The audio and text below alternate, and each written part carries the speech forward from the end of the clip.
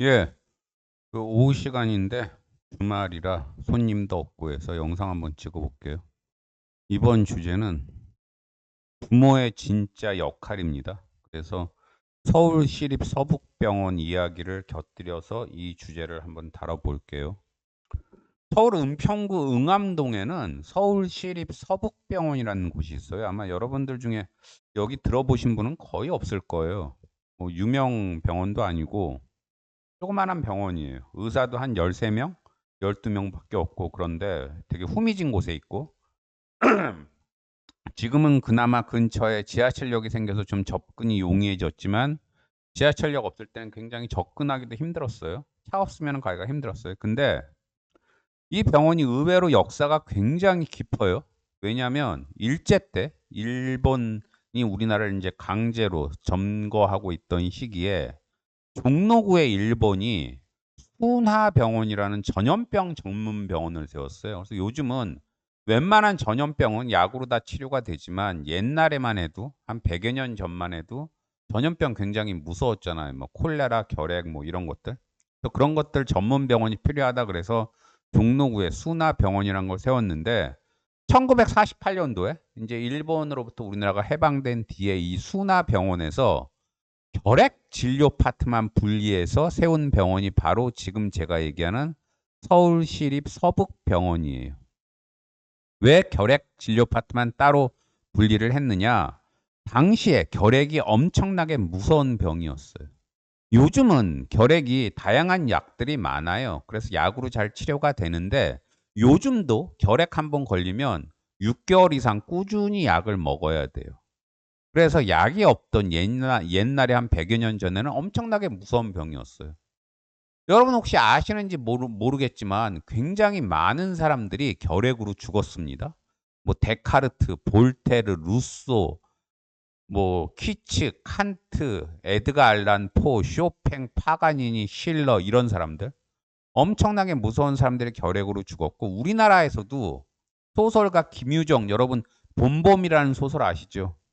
그 유명한 봄봄을 쓴 김유정도 결국은 결핵으로 29살에 죽었어요. 29살에 결핵으로.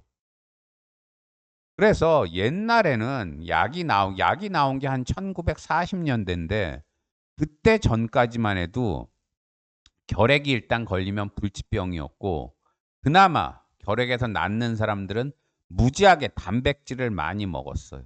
그때는 좋은 고기 많이 먹는 게 결핵에 대한 유일한 대처법이었어요. 그래서 김유정 막 죽기 전에 편지 친구한테 보낸 거 보면 돈 좀 벌면 자기가 닭을 한 30마리 사가지고 닭고기를 매일같이 고아 먹겠다 뭐 이런 얘기를 했어요. 근데 김유정 말고도 여러분 그 유명한 시인 오감도를 쓴 시인 이상도 결국은 결핵으로 죽었어요. 폐결핵으로. 그래서 그토록 우리나라의 결핵이 엄청난 악영향을 끼쳤기 때문에 1948년도에 지금 제가 얘기하는 순하병원에서 결핵 파트만 따로 떼서 만든 게 서울 서북시립병원이에요. 여러분 김재하 시인이라고 아시죠? 서울대 물리대 나오고 박정희 때 엄청나게 그 민주화 운동에 앞장서신 분이잖아요. 이분이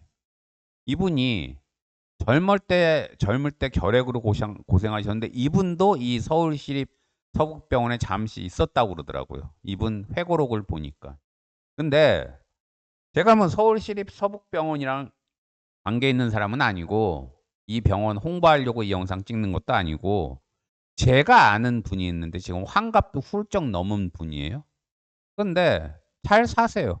본인 회사 차려서 큰 돈 벌고 잘 사는데 이분이 어릴 때 엄청나게 고생을 하셨어요. 얘기를 들어보니까. 엄마가 일찍 죽고 아버지 밑에서 홀로 컸는데 형제도 없이 아버지가 어느 날 결핵에 걸린 거예요. 수십 년 전이에요. 6, 70년 전이에요. 그래가지고 아버지가 당시에 약도 제대로 못 구하고 하다 보니까 각혈하고 이래가지고 아버지가 동네 전염시킬 수 있다 그래서 지금 얘기한 서울시립 서북병원에 반강제로 입원을 했어요. 거기가 이제 좀 전에 얘기한 대로 결핵 전문 병원이니까. 그래서 이 사장님은 지금은 제가 얘기하는 이 환갑 넘은 이분은 지금 이제 사장님이라고 그랬잖아요. 이분이 인제 아버지랑만 살았는데 아버지가 끌려가니깐 병원으로 혼자 남잖아요. 근데 이분은 그때 초등학교도 들어가기 전에 엄청나게 어릴 땐데 마을 사람들이 그나마 밥은 좀 이 사람한테 해 줬는데 밥은 한 끼 정도는 줬는데 그래서 마을의 여러 집들을 전전하면서 밥은 얻어 먹었지만 혼자서 그 어린애가 부모도 없이 사는 게 얼마나 힘들었겠어요. 그리고 서름도 많이 겪고. 그래서 이분이 이제나 저제나 아버지가 돌아오기만 바라는데 결핵이란 병이 약도 없고 그러면 제대로 빨리 낫지도 않고 그래서 아버지가 영 돌아오질 않으니까 아버지가 어떻게 계시나 궁금하기도 하고 아버지 얼굴이 보고 싶어서 그 옛날에 어릴 때 그렇게 마을에서 사람들 서름 받아가면서 마을에서 사람들 잔돈푼이라도 사람들 그 심부름 같은 거 해주고 잔돈푼이라도 벌어서 그 돈을 모아가지고 서울시립 서북병원까지 어렵게 갔대요. 그래서 지금도 은평구 응암동은 서울치고 굉장히 외진 곳이라 당시에는 굉장히 가기가 힘들었을 거예요. 근데 힘들게 갔어요. 60-70년 전에. 그래서 인제 병원에 가서 아버지 얘기를 하면서 자기가 그 아들 되는 사람인데 아버지를 만나러 왔다 그러니깐 그 병원 사람들이 전염될 수 있으니까 특히 너는 어려서 더더욱 안 된다고. 전염의 가능성을 얘기하면서 만나지 못하게 하더래요. 그래도 이 사람은 1년 넘게 아버지 얼굴을 못 본 게 너무 서럽고 아버지가 보고 싶어서 그 병원 앞에 당시에는 그 앞에 막 버려진 집들이 많았는데 이제 개발도 안 될 때라 논밭이었대요 그때는. 거기 버려진 움막에서 버티면서 어떻게든지 근처에서 또 잡일 해 주고 돈 벌어서 그걸로 겨우 먹고 살면서 아버지 만나게 해 달라고 맨날 병원 가서 떼를 썼대요. 그러니깐 병원 사람들이 하도 얘가 불쌍해 보이니깐 이 사장이 그땐 어린 사람이죠. 어린애죠 인제. 그래서 인제 잠깐 아버지를 만나게 해준 거예요. 근데 좀 전에 얘기한 대로 별다르게 약이 없을 때는 잘 먹어야 되는데 이 아버지가 돈도 없이 혼자 들어가서 뭐 잘 먹었겠어요? 병원 밥은 뻔하지. 그러니깐 완전히 해골바가지가 된 아버지가 나온 거예요 인제. 그러면서 아버지가 얘를 보면서 "왜 왔냐."고.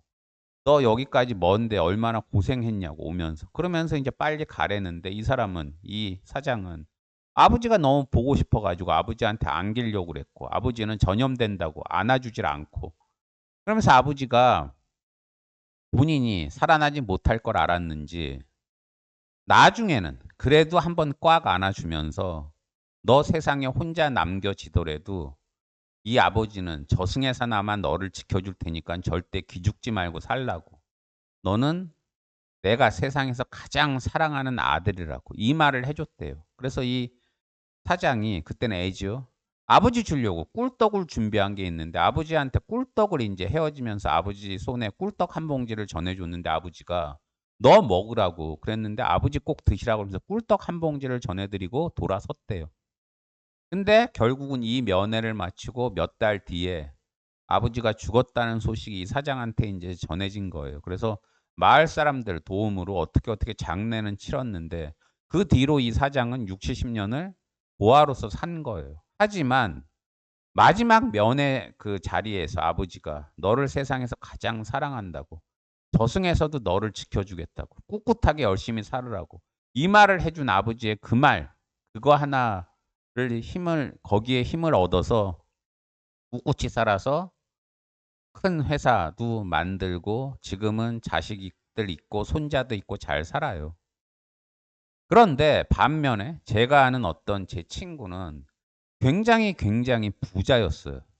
근데 그 아버지가 얘를 의대에 보낸다고. 어떻게든지 의대 가서 의사 만든다고 했는데 이 친구가 의대 갈 성적이 안 됐어요. 그래서 삼순가 하다가 군대 끌려가고 군대 갔다 와서도 의대 간다고 몇 번 더 하다가 결국은 의대를 못 갔어요. 근데 아버지가 그러더래요. 마지막 의대를 인제 포기하겠다 얘기를 하는데 군대까지 갔다 와서 20대 중반이 됐는데 이 친구는 계속 인제 의대 간다고 준비하다가 결국은 포기를 했거든요. 아버지가 마지막 자리에서 그러더래요. "너는 의대를 못 갔기 때문에 인간 쓰레기고 너는 사회에서 살아갈 가치가 없다고." 의대 못 가면 인간 쓰레기인가요? 근데 이 친구한테는 그게 너무 엄청난 상처로 다가오고 가슴에 그냥 빗으로 박힌 거예요. 그래서 의대는 못 갔지만 그 친구가 나름 똑똑해서 뭐 의대 아닌 다른 과 가도 되잖아요. 근데 대학 갔지만 의대가 아닌 대학에 갔지만 자포자기해서 결국은 자퇴하고 그냥 인생 막 살다가 젊은 나이에 이 친구 다 망해 가지고 도박도 하고 뒤집질도 하고 별별 나쁜 건 다 하다가 결국은 젊은 나이에 강원도 어느 산에서 자살했어요. 이 아버지가 그렇게 돈이 많은데 아들한테 "의대 못 가도 상관없다. 너는 내 사랑하는 아들이다. 뭐라도 열심히 해서 잘 살아 봐라." 이 말을 했어도 제 친구가 그렇게 됐을까요? 제 주위에 요즘에 보면은 자식들 좋은 대학 보낸다고 의대 보낸다고 로스쿨 보낸다고 그렇게 난리치는 사람들이 있는데 저는 그 사람들 만나면 그래요. "거기 꼭 네 자식이 가야 행복해질 것 같냐."고 "네 자식이." "너가 행복해지기 위해서 자식을 거기 보내려고 그러는 거 아니냐."고. 제가 이런 얘기를 자꾸 하니깐 그 사람들이 인제 저를 안 만나려고 그러더라고요. 부모의 진짜 역할은 자식을 높은 위치까지 보내고 그러는 게 아니라 자식한테 "나는 사랑받을 자격이 있는 존재다. 나는 충분히 이 사회에서 살아갈 가치가 있는 사람이다." 이런 자존감을 세워주는 게 부모가 진짜 하는 역할이 아닐까 하는 생각을 요즘 합니다. 참고로 제 얼굴에 침 뱉기지만 저도 제 부모로부터 비슷한 대접을 받고 살았어요. "높은 위치까지 못 가면 너는 살아갈 가치가 없고 너 같은 놈은 고아원 애나 보내 버리겠다."는. 그래서 제가 그 어떤 상황 아무리 좋은 걸 이뤄도 제 자신한테 만족하지 못하고 늘 불만이고 늘 제 자신을 쓰레기로 여기면서 사는지도 몰라요. 또 이 영상도 좀 우울해서 좀 비 오는 날 죄송하기는 한데 여러분이 혹시 부모라면은 자식한테 물질적으로 못 해 줘도 자식의 자존감만 키워 주고 자식에게 충분한 사랑을 준다면 그것만으로도 충분한 부모 역할은 하는 게 아닐까. 반대로 아무리 자식한테 물질적으로 잘해 줘도 자식의 가슴에 비수박는 이야기만 자꾸 한다면 당신은 부모로서 자격이 전혀 없는 게 아닐까. 그런 생각을 하기 때문에 영상 한번 찍어 봤습니다. 예, 주말 잘 보내세요. 감사합니다.